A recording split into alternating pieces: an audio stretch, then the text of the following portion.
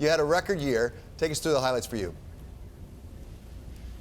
Yeah, a very solid fourth quarter, capped a record year. Really, record performance across the board from a financial standpoint. Record revenue, record profitability, record margins, record free cash flow, record earnings per share.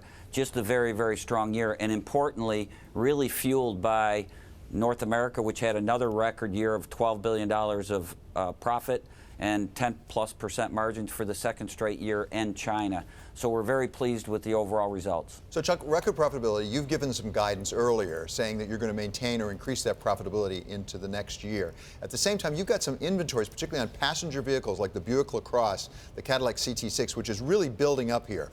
How are you going to maintain that profitability unless you really have prospects of cutting back production?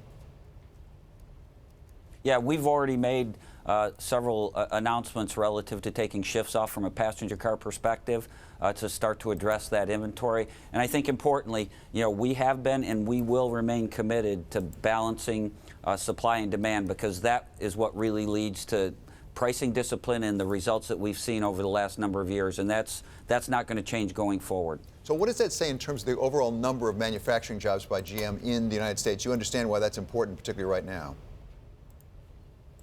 Well, we've got 100,000 people employed in the United States today at 40 facilities, and we've invested $21 billion since 2009. The U.S. has been and will continue to be very, very important to General Motors. It's core to our operations here in North America.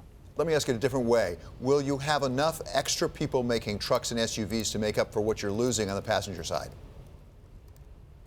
I think importantly, what we're going to do is have a very, very strong launch cadence in 2017, including several compact and mid-sized crossovers. So we're very confident that we're going to be able to continue the strong performance in North America based on our launch cadence, continued focus on the customer, and continued focus on cost. But a continued shift from passenger vehicles over into trucks and SUVs, would you expect?